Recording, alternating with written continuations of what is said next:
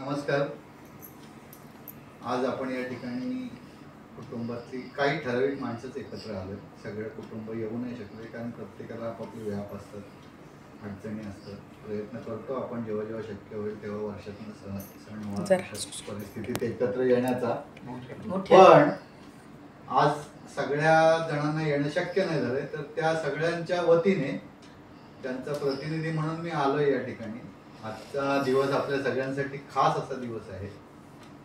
आपण दोघं म्हणजे माझे आई वडील श्री विनायक सोमण उर्फ भाई आणि सौ विद्या सोमण उर्फ माझी आई यांच्या लग्नाला आज रोजी बरोबर 50 वर्ष पूर्ण झाले.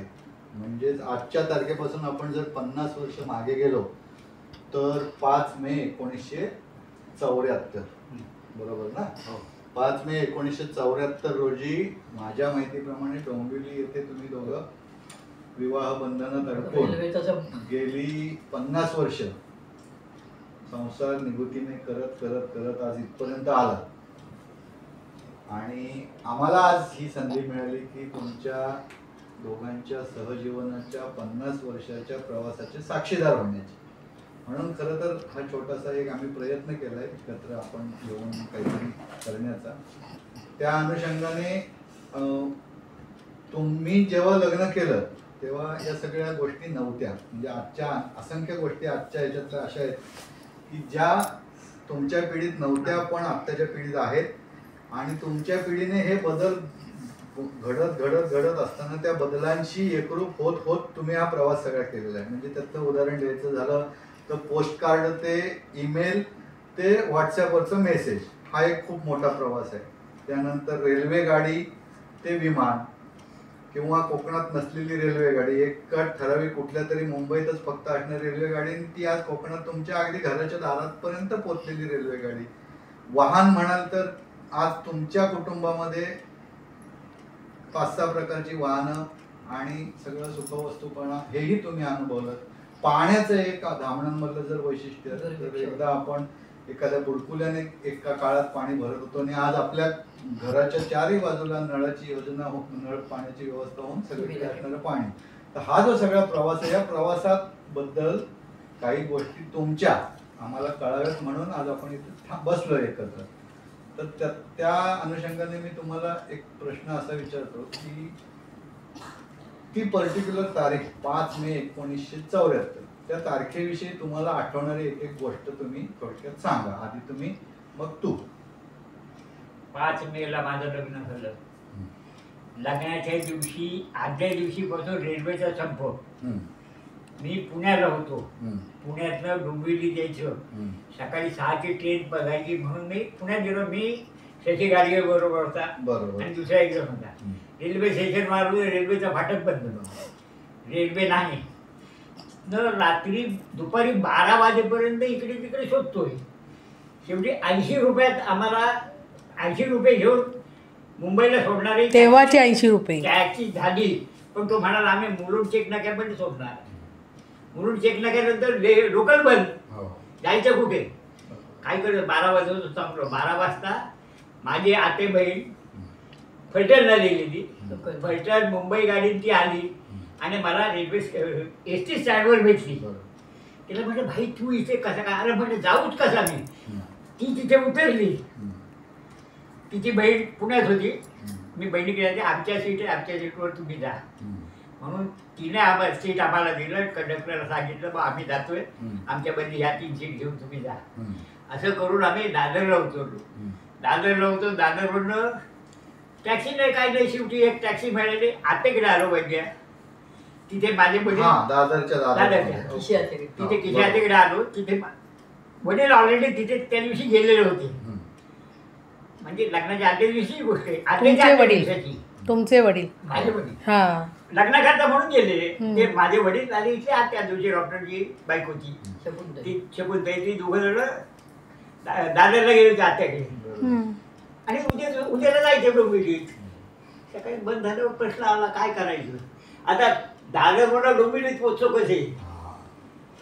शेवटी असं करत करत दुपारी 1 वाजता गाडी रेल्वे ठराविक रेल्वे चालू होत्या. तेवढ्या रेल्वेला आम्ही डोंबिवलीत होतो तोपर्यंत इकडली माणसं गॅस व्यायाकडली माणसं सगळी गॅसवर होती. रात्री व्यायभोजनाचा कार्यक्रम जावं येतो का नाही इथपासून त्याच्या शेवटी कसे बसे करत आम्ही चुलते बांधे डोंबिवलीत होते.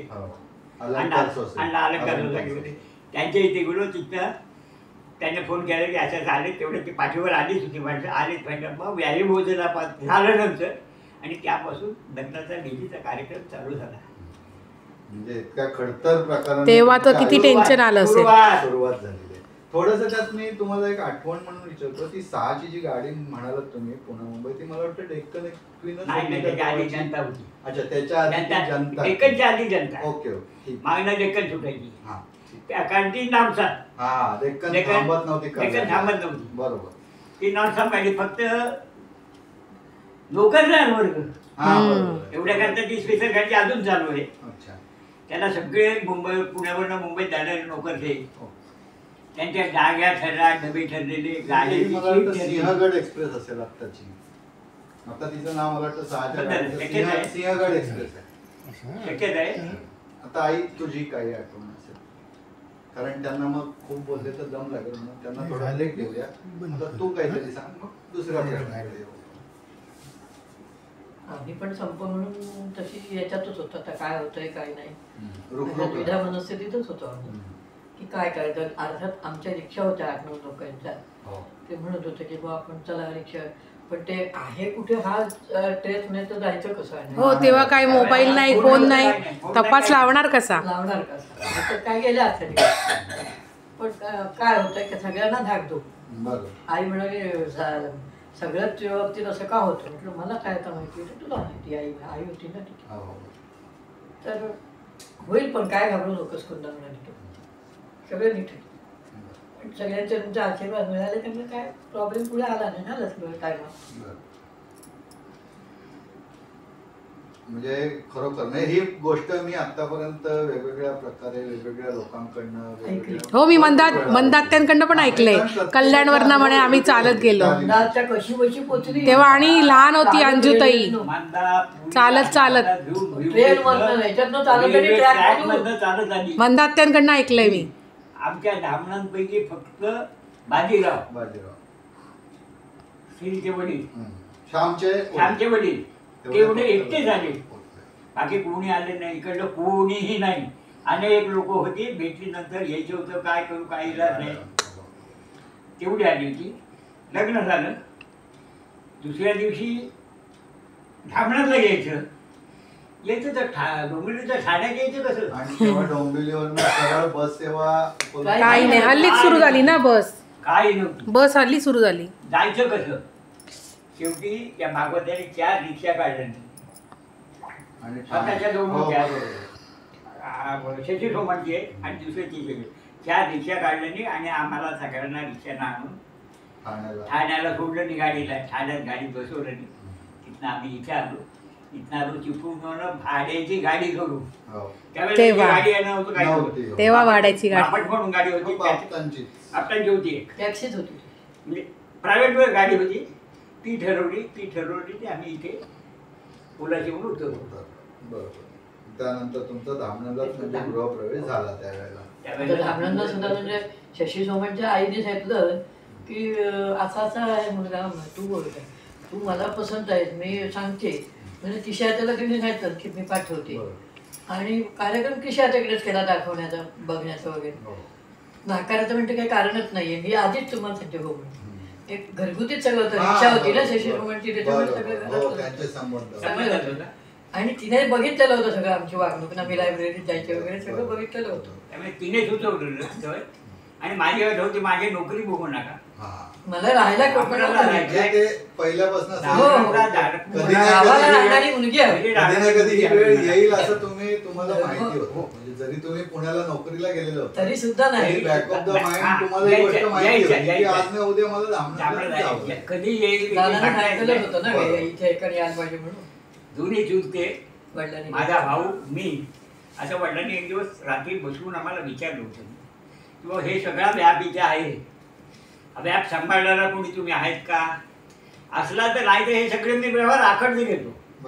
कोणी येणार नसेल तर हे कशाला राखून ठेवू म्हणलं मी. त्यावेळेला ठरलं, त्यावेळेला तसा कंपनी, मी कंपनी कमी पगारदार, सदा होता, दुसरा तो टेलिफोन ऑपरेटर होता ना, अण्णा सोमण पण येत होते ना, तो फॉरेन रिटर्न होता. त्यामुळे त्या सगळ्यांनी सांगितलेली चालेल म्हटलं, माझी तयारी आहे, काय हरकत नाही, चालेल म्हणजे. त्यामुळे तिथे ठरलं होतं ती विनंती नाही, फ्री आहे चालेल म्हणजे. आत्ता मी म्हणत नाही, पण ज्यावेळेला माझी वेळ येईल त्यावेळेला मी तुला बोलून घेईन. नंतर वडील 2 वर्ष आजारी झाले. 2 वर्षाच्या काही तुला होईच ना. पोस्टाचं काम सुद्धा वसंत गुरुजी येऊन रात्री करत असत. अच्छा. तेव्हा रिलेशन चांगले होते. परिस्थिती लहानपणापासून घरी होतं ना. आणि रिलेशन चांगली होती, चांगली होती. असं करत करत शेवटी जेव्हा अनेक शेवटच्या स्टेजला मला कळवली की आता ये, पुण्यातलं सगळं सोडलं. म्हणजे ही किती सालची गोष्ट तरी? ही किती सालची गोष्ट? 75 लगेचच 74ला तुमचं लग्न झालं आणि त्यानंतर 75 साधारण वर्षभर वर्षभर आम्ही पुण्यामध्ये राहिला. आणि नंतर तुम्ही धामणला लागला. तुझं माहेर मुरुंबाड, पत्रेवाले भागवत म्हणून तुम्ही तिकडे फेमस, पण तुझं बरंचसं आयुष्य डोंबिवलीत गेलं. तिकडे रिक्षावाले भागवत म्हणून फेमस. अशा त्या भागवत कुटुंबात तू बरं, इकडे जशी 3-4 भावंड होती तशी तुम्ही तिकडे 3-4 भावंड होतं. मोठ्या म्हणजे एकत्र गोतावळ्यात तुम्ही वाढले. त्यानंतर तू ज्या वेळेला धामणला आलीस, पहिल्या दिवशी नाही, पहिल्या दिवशी गृहप्रवेश झाला, पण तेव्हा तुलाही माहिती होतं की आपल्याला पुण्याला जायचं संसार करायला. लग्न झालं तेव्हाची तुझी मनाची सिच्युएशन तिची. पण 75 साली जेव्हा तू सगळं सोडून अचानक इथे आलीस, तेव्हा तुला असं म्हणजे आता तेव्हाच धामणंतर खूपच म्हणजे अगदीच काय होतं, लाईट मला नसतील. समजू शकतं ते, कारण काही नाही. साधारण 80 पासूनच 80-84 पहिली ती टॅक्सी इथे आली आमची. आठवतंय धामणं. त्यामुळे त्याच्या एक 10 वर्ष मागचं मी इमॅजिन करू शकतो की किती अजून पडतं असेल.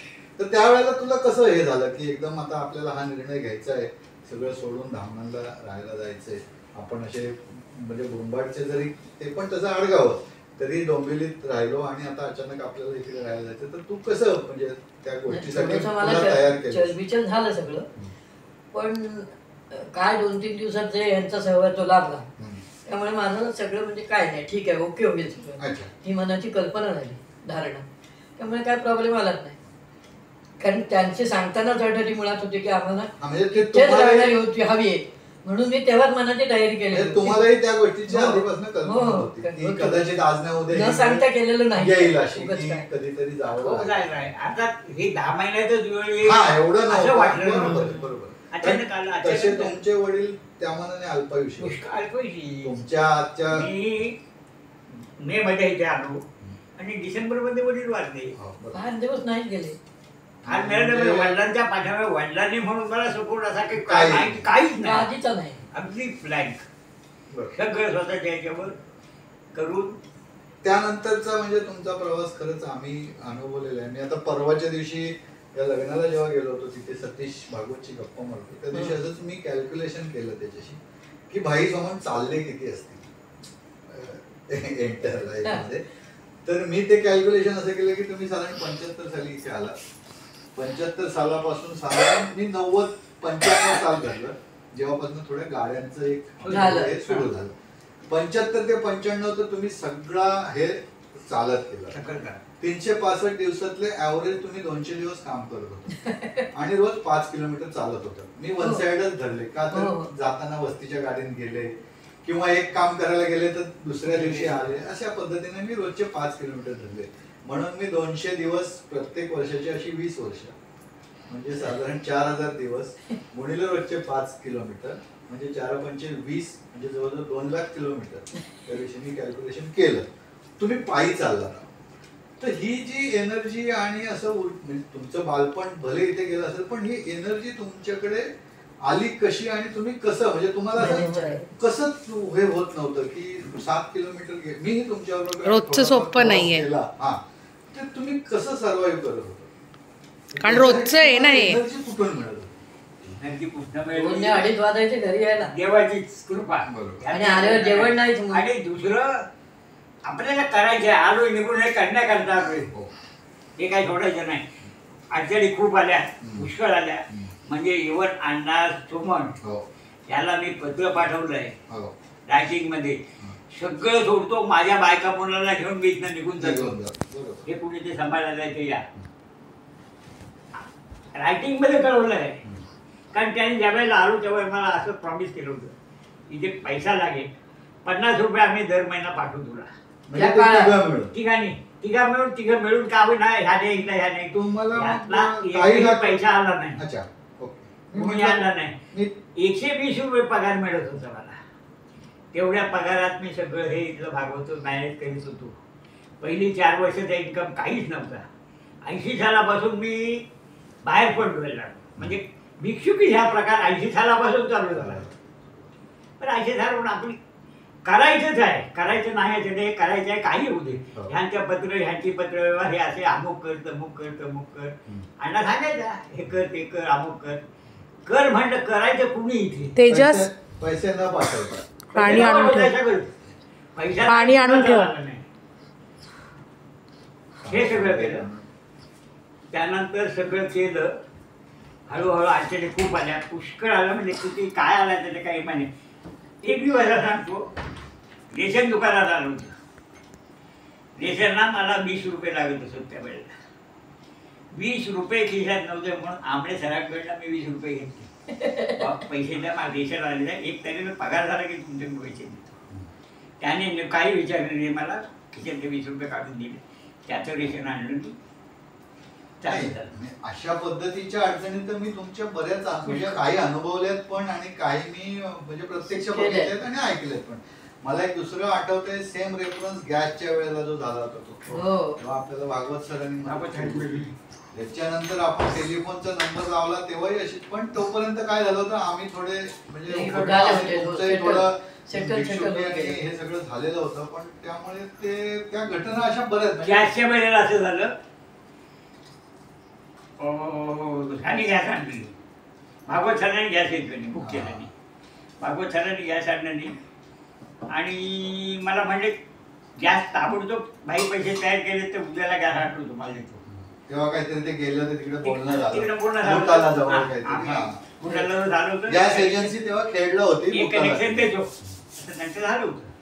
इथनं आले, इथे आले, मला विचारलं, की म्हणलं मला सांगितलं भाई कनेक्शन हवं काय, एक सांगून आलो त्याला 1000 रुपये काहीतरी भरायचे सगळे 900 समथिंग म्हणून. डॉक्टर काकाला विचारलं, जोशी काकाने मला नाही म्हणून सांगितलं नाही, पैसे नाहीत बघ काय हवं ते कर. हिम्मत त्याची करा, हिम्मत त्याची करा. हे वाक्य त्यांचं आठवतंय मला ते. काय? ज्याची हिम्मत त्याची करा. ज्याची हिम्मत तुझ्या त्याची हिमतीवर करा. कर, दिसेल काय असं झालं. त्याला ते भेटायला गेलो तर असं झालंय. काकाने विचारलं, काकाने नाही सांगितलं. म्हणजे ठीक आहे म्हणला, मी देतो पैसे. म्हणून भागवत सरांना आणून घ्यायचं बसवलं पैसे. भागवत सरांचे म्हणजे संजय भागवत फॅमिली आहे ना चिपळूणची, संजय संध्या त्यांचे वडील. सरांनी दिले, सरांचे पैसे पाठीमागला मी दिले, तो भाग वेगळा. पण तेव्हा त्या वेळेला विलास सरांचा झाला, भाई असं झालंय, मी येतो म्हणलं. बरोबर काय 10,000 रुपये खिशात घालून गेलो होतो. सर काही घालू नका, पैसे आहेत माहिती हो, मी घेऊन आलो. आता सरांची चिपोळ्यात काही प्रश्न प्रश्न आला नव्हता नाही. तसा काही, पण होते त्यावेळेला, होते माझ्याकडे. पण जेवढे लवकर पडायचं आलं तेवढे लवकर पडलो. अपेक्षा कुणाची काहीही केली नाही. इतके दिवस हा सगळा व्यवहार करतोय किंवा भिक्षुकी करतोय, कुणाकडनं हे 5 पैसे मागितले नाहीत. अमुक जे माझ्या कामाचे अजिबात आजपर्यंत कोणाला सांगितलं नाही. आणि तेच आजचं उदाहरण सांगतो. परवा पालिक मी प्रसादने सांगितलं म्हणून कार्य करून आलो. कार्याचे त्याने 4,000 रुपये त्याला सांगितलं. 4,000 रुपये त्या मालकाने मला दिलं, आणले, ठेवले. आज आता पाणी प्यामध्येच खैराच्या भावाचं कार्य करायचं. तसं नाही पाहिजे, 2 दिवस मला मोकळे नाही म्हणून झाला. प्रसादला फोन केला, प्रसाद असं असं 15 तारखेला मोकळायचं काय, असं एका दिवशी सगळं करायचं आहे. ठीक आहे म्हणला. पैसे ते काय ते म्हटलं तुम्हाला दिलेच मी माझ्याकडनं घेऊन, तेवढे हवेत मला. त्याला लगेच सांगितलं 4,000 रुपये त्याला द्यायला सांगते. हवे असले तर पत्कर असलं तर हो मग, नाही तर त्याला नाही म्हणून सांगतो, तो आपली व्यवस्था करता येईल. हे आजचं उदाहरण. असं मी कधी केलं नाही. बरोबर. पण त्यामुळे भगवंताच्या कुटुंबाला काय करत बालवाडीचा मी कोर्स केलेला ना ते विष्णू कर्माने मला लगेच हे केलं मी. हा, दे पाणी. तुम्ही म्हणजे तुम्ही अंगणवाडी झाली, बालवाडी झालेल्या ना कोर्स दांड्यात अंगणवाडी चालू करा, बालवाडी चालू करा. कोर्स केलेला होता घरात, पोस्टल घरी कोर्स केला मी घरात. पण त्याचा फायदा मला चांगला झाला. आणि तू गंमत सांगायची म्हणजे काय, 1,00,000 मला एकटीला मिळाले आजपर्यंत अंगणवाडीत रिटायर्ड झाल्यावर. पण यात कुणालाही मिळाले नाही पैसे. नाही. एक काही सगळ्या म्हणतात. बरं, त्यावेळेला एक पगार आणायचे, हा पगाराचा पण सपोर्ट झाला. हो. त्याच्या पुढे हेच उभे झाले, दोघांच्या पुढे 97 ला लागले मी. यांचं कॉलेज ते तो- मिळणाऱ्या पगाराचं तो सगळं जरा- manage तो जरा करायचं. बराच पुढचा सुधारलेला विषय काळ आहे. गेला. हो. पण त्याचं थोडस मागे येऊन मी विचारतो की तुम्ही धामणला आल्यावरच तुमचं वैवाहिक जीवन खऱ्या अर्थाने सुरू झालं. कारण अपत्यप्राप्ती हा जो एक हो, हो. आपल्या संसारातला भाग असतो तो तुमचा सगळा धामणला येऊनच झाला. हो. तर माझ्या माहितीप्रमाणे माझ्या अगोदर एक तुम्हाला गेली अपत्य मुलगी, झालं हो. होतं. पहिली गेली. तर दोन मुली. ते फक्त उपचार इथे उपलब्ध नसल्यामुळे गेली असं मला म्हणजे तुमच्याकडनंच कळलेलं आहे. हो. म्हणजे इतक्या खडतर परिस्थितीत तुम्ही राहत होतात हे त्याचं एक उदाहरण आहे की कदाचित पुण्याला तुम्ही अजून 2 वर्ष 3 वर्ष राहिला असतात तर काही ती वेळ झालं नसती कदाचित झालं. आली नसती. पण ह्या सगळ्या जरतरच्या गोष्टी आहेत. तुम्ही आलेल्या परिस्थितीत स्वतःला म्हणजे काय आपण Maintain मोल्ड करून केलं घेतलं, हो. त्याप्रमाणे त्या परिस्थितीत तुम्ही स्वतःला ढाळून घेतलं. आणि मी बरेच वेळा एक अनुभव घेतलाय की आईने बऱ्याचशा गोष्टी अशा तुमच्या पाठीस लागली म्हणजे तुम्हाला एक प्रकारे तिने मोटिवेट केलं की आपण हे करूया. आणि मग तुम्ही त्या दोघांनी मिळून त्या गोष्टी अशा बऱ्याचशा करत गेलात. तर त्या दृष्टीने म्हणजे तुम्हाला तुमच्या या संसारामध्ये तिचं म्हणजे सगळ्याच प्रकारे पाठबळ कशा पद्धतीने मिळालं 50% आहे. हा. तेच मला 50% म्हणायचं पाळलं आहे. नाही. आणि तुला काय वाटतं घरातनं बाहेर पडून मला काय नाही, मला अगदी 100% सगळं. घरातनं बाहेर पडून एक घरची काळजी मला कधीही लागली नाही. पूर्ण आहे. हे महत्वाची गोष्ट. तोंड कधीही देणं वाईट सगळ्याला. नाही. 2 दिवस 4 दिवस जरी मुंबई पुण्याला कामाला गेलो होतो नाही तर नाही 2-3 दिवस गेलो तरी घराची काळजी मला अजिबात नव्हती. किती वर्ष केस चालली होती बिनधास्त. कोर्टात. हो. तो तर एक म्हणजे ह्याच्यात न बोलण्यासारखा विषय विषय आहे. आपण टाळूया. कारण का नाही, नाही, नाही. चांगले म्हणजे बरोबर आहे. जाणं येणं क्लेश थोडं होतं ते वाटतात त्या रत्नागिरी गोष्टीचे मला मान्य आहे की ते क्लेशदायकच गोष्ट होती. पण आपण असा विचार करूया की एखाद्या होणं होतं ते, दुर्लक्ष होणार होतं ते झालं. कधीतरी चांगलं असतं. म्हणून आपण तो विषय शक्यतो म्हणजे म्हणून एक मुद्दाम काही विचारलं नाही त्या गोष्टीबद्दल. पुढे आता ते पण आठवण येते झाल्यानंतर ना. मग आता देवाच्या दयेने तुमच्यावर एक तो म्हणजे कठीण प्रसंग आला की तुमचं पहिलं अपत्य गेलं. त्यानंतर तुम्हाला 2 मुलं म्हणजे मोठा मुलगा मी आणि माझ्या पाठोपाठ धाकटा मुलगा तुमचा तिथे 2 जण झालो. आणि मग तुमचं एक सुरळीत खऱ्या झालं. संसार इथला जो आहे तो चालू चालू झाला. झाला. तो तिथून चालत चालत आज तुमचा मोठा मुलगा म्हणजे मी 48 वर्षाचा झालं आणि तुमचा धाकटा मुलगा 46 वर्षाचा झाला. 46-47. तर या सगळ्या आता म्हणजे आता ते जुनं स्ट्रगल तिथपर्यंत संपला तुमचा. तिथून पुढचं चांगलं या झालं. सगळ्या पूर्ण प्रवासामध्ये अशा काही गोष्टी आहेत का की ज्या तुम्हाला म्हणजे अशा खूप म्हणजे असं वाटतं आता तुम्हाला की चल बाबा ते आपण कष्टाचे दिवस काढले आता आपल्याला त्याचं चीज झाल्यासारखं वाटतं असं काही ह्यांच्या प्रसंग आहे? ह्यांच्या वागणुकीमुळे सगळं उत्तम झालं. मी त्या मुद्द्यावर येणार होतो. हा, आयुष्यामध्ये चढ उतार सगळ्यात जास्त. बरोबर आहे. तुम्हाला मी काय म्हणतो एक मिनिट हाराचा त्रास होत असला ना मानेला कारण तुम्ही वयानुसार जड वाटतं थोडं तर काढून आपण ठेवलं तर बरं होईल. म्हणजे जरा तुम्हाला अजून थोडं मोकळ्या पद्धतीने बोलता येईल. फक्त एक त्या समाधान एवढंच हा, सगळं पूर्व आयुष्यात गेलं हा. आणि शेवटचे दिवस हे फार चांगले गेले. सुंदर आलेले आहेत. म्हणजे ते पण ऍक्च्युअली आहे. कसं आहे माहिती का त्याच्यात पण इनपुट शेवटी पहिलं कसं आपण केलेल्याचं मानतो. फळ आता चांगलं मिळालं हा, आपण असं शेवटपर्यंत. मानतो आपल्या धर्म संस्कृतीमध्ये की पेरावं तसं उगवतं. मुलंही चांगली आहेत. मुलांच्याही बाबतीत काही असं नजर म्हणतो. ठेवायला कारण नाहीये काही कुठल्याच बाबतीत. त्यानंतर त्याच्या पुढे एक सांगतो. हा 11वी हो, 11वी झाला आणि तो 11वीला एंट्रन्स. बरोबर. इथनं जाऊन येऊन एसटीचं पास काढून चिपळूण दोघांचे पिशव्या करणं अक्षरशः जवळजवळ शक्य होतं. नव्हतं. बरोबर. मीन व्हाईल ऑर्डरसाठीची ॲडव्हर्टाईज आली. ह्याला सांगितलं बाबा बघायचं उद्या BSc झालात तरी तुम्हाला काही नोकरी लगेच नाही कारण आपल्या गाड्याचा अनुभव त्यामुळे नोकरी नाही. तेव्हा BSc होऊन तुझ्यापेक्षा तो 5% का होईना हुशार आहे त्याला करू दे हे ॲडव्हर्टाईज आले, नशिबान मिळाली तर 3 वर्षाचा कोर्स कर, तिथं बाहेर पडायचं तुझं ताबडतोब नोकरी आहे मेंटेनन्स मेकॅनिकचा. 3 ॲडव्हर्टाईज होत्या. मी पुण्यात असतो, पुण्यात होते ओळखीचे होते, तरीसुद्धा मी अंबरनाथ निवडलं. का तर कारण तिथे मामा ठाणा डोंबिवलीजवळ आहे. शिल्पीला आहे.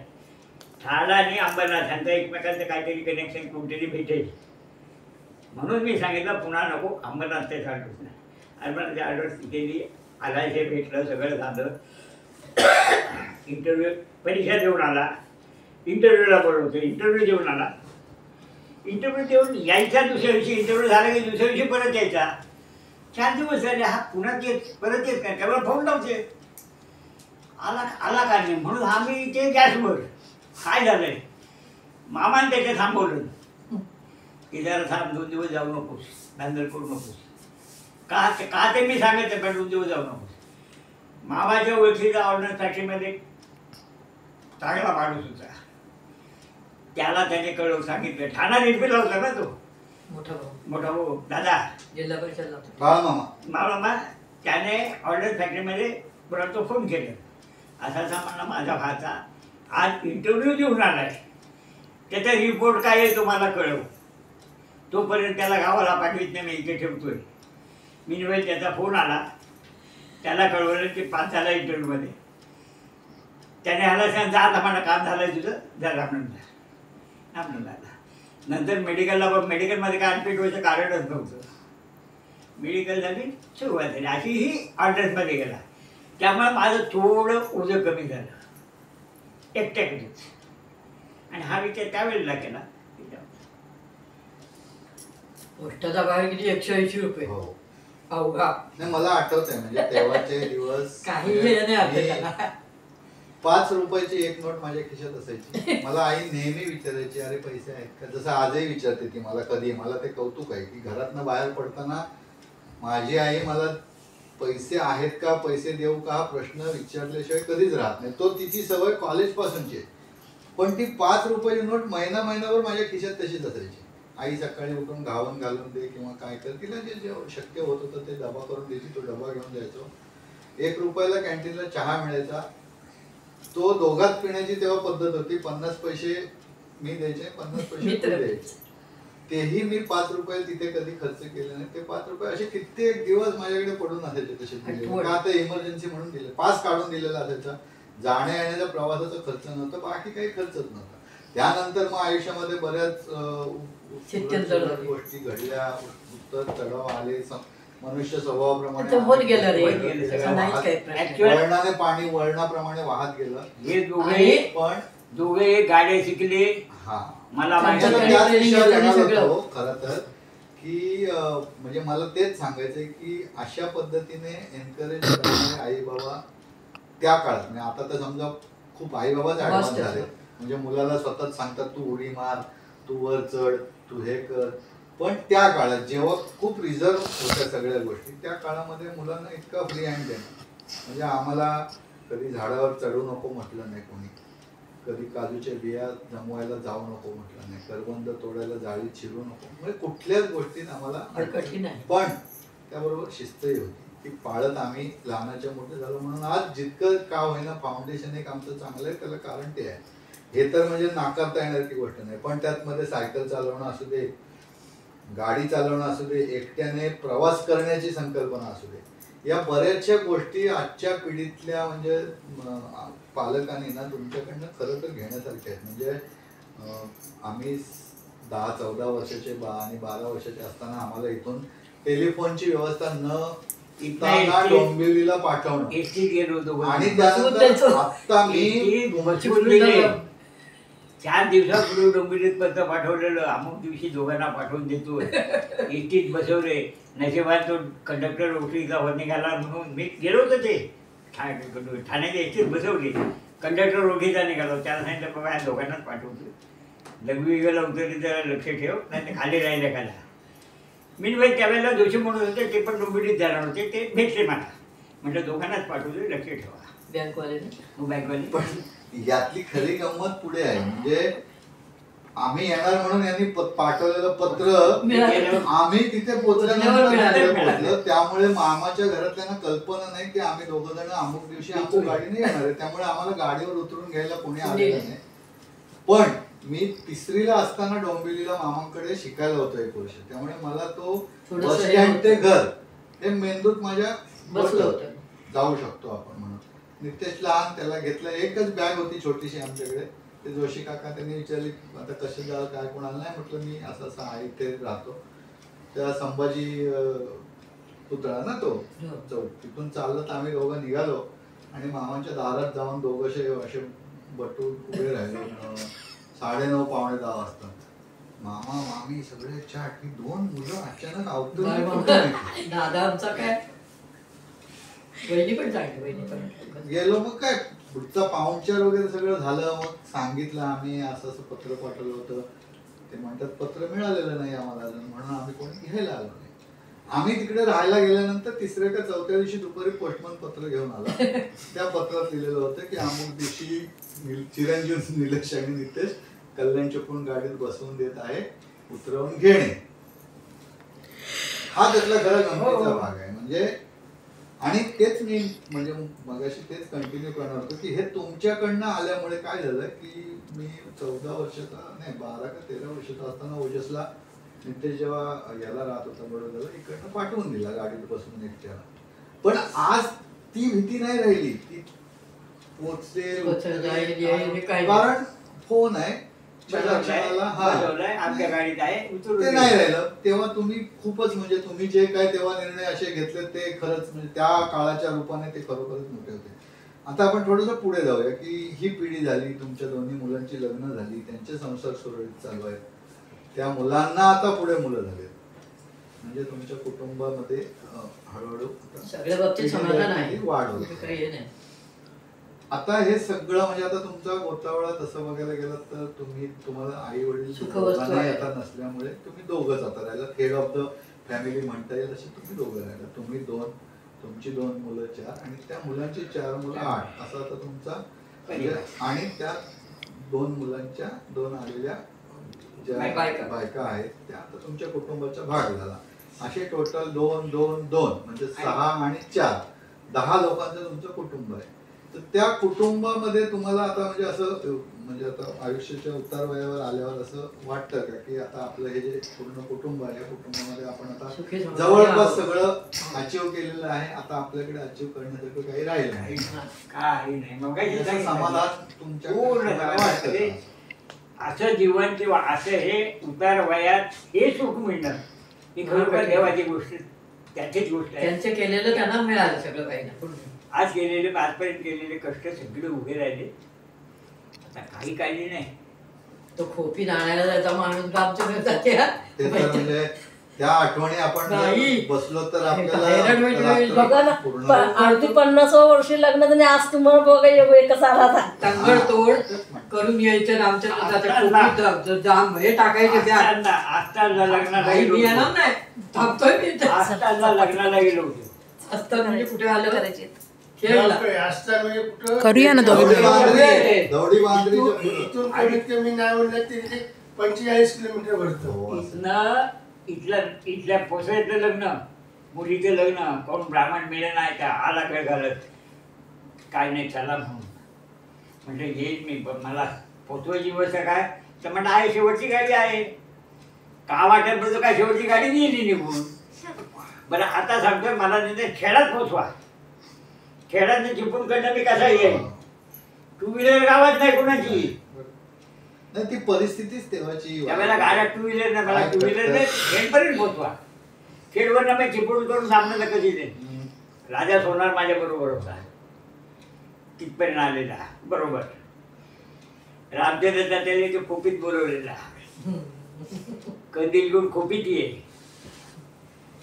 असताना चिकटाचं बरं यायला मार्ग नाही, यायलाच हवं वाटतं माहिती आहे. दुसऱ्या दिवशी कासे लग्न हो कमीत कमी तिथपर्यंत येऊन तर राहायला हवं ना.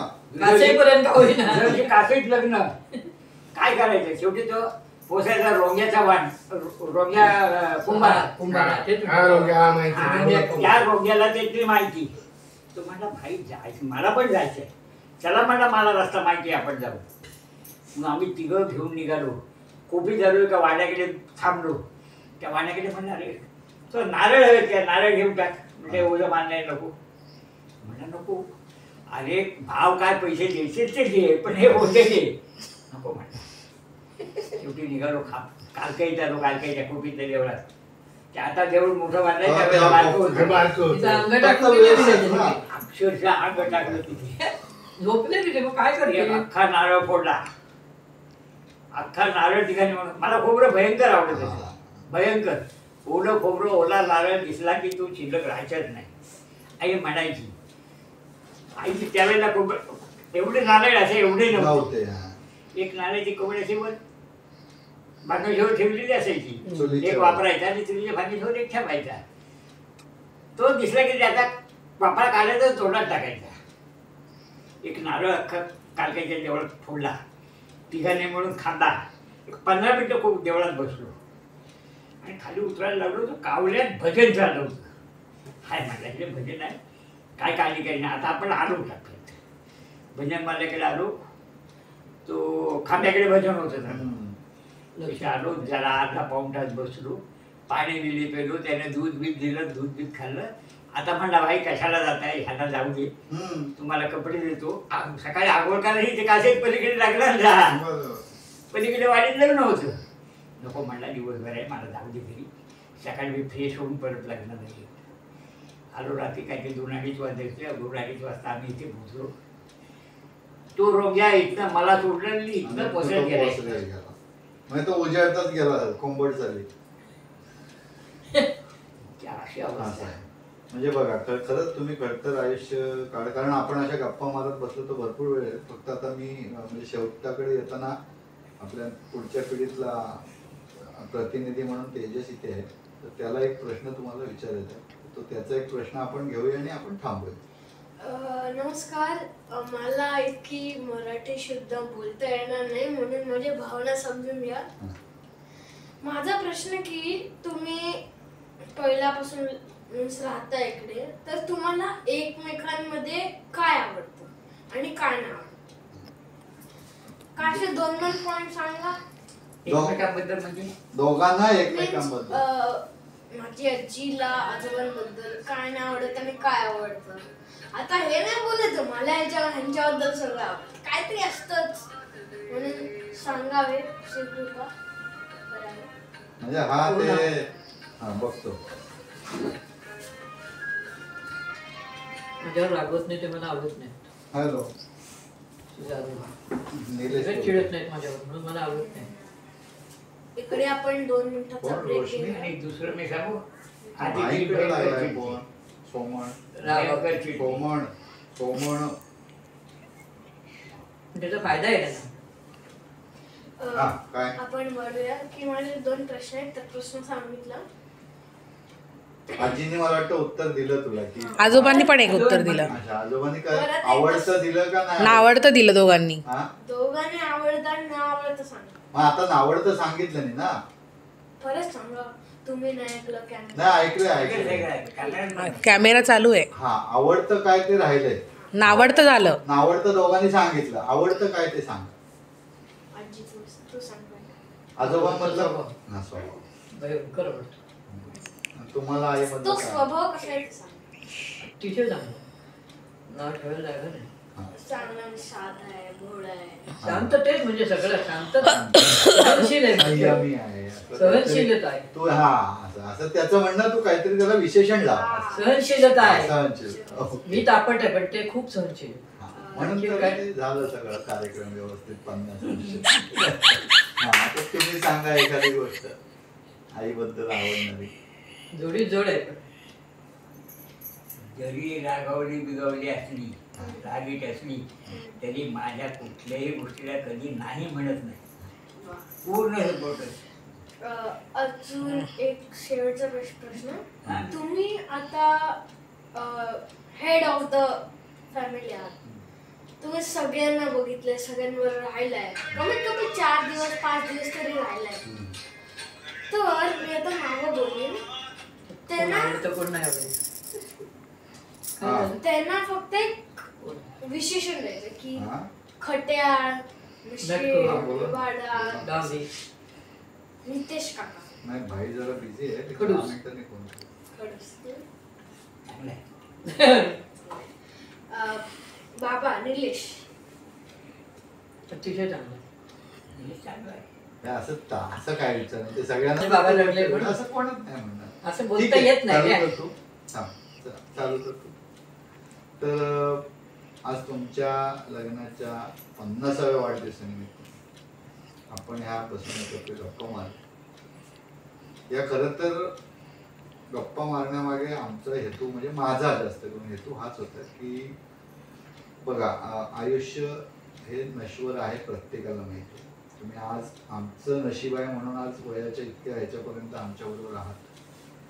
कालांतराने कधी ना कधी तुम्ही स्मृतीमध्ये जाल आमच्या, तर त्यावेळेला आम्हाला आणि आमच्या पुढच्या पिढीतल्या म्हणजे अजून आता या मुलांची लग्न होतील, त्यांची पुढे पिढी वाढेल, तर त्यावेळेला आता आपल्याकडे टेक्नॉलॉजी आहे.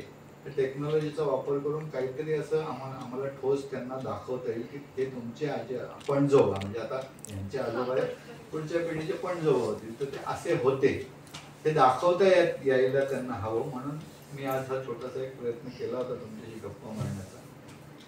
या अनुषंगाने मी परत एकदा तुम्हाला तुमच्या परिवारातर्फे सगळ्या त्यात तुम्ही पण आहात शुभेच्छा देतो की तुम्ही गेली 50 वर्ष वेगवेगळ्या प्रकारच्या परिस्थितीमधून प्रवास करत करत करत आज आयुष्याच्या या टप्प्यावर येऊन पोचलात, संसार केला. माझी ईश्वराकडे प्रार्थना अशी राहील की अजून अशीच काही वर्ष धडधाकटपणे तुम्हाला तुमच्या आयुष्यात एकत्र आणि आमच्या सगळ्यांबरोबर काढायला मिळावी अशी मी परमेश्वरचरणी प्रार्थना करतो आणि इथेच थांबतो. तुम्हाला मनापासून धन्यवाद. शुभेच्छा. धन्यवाद.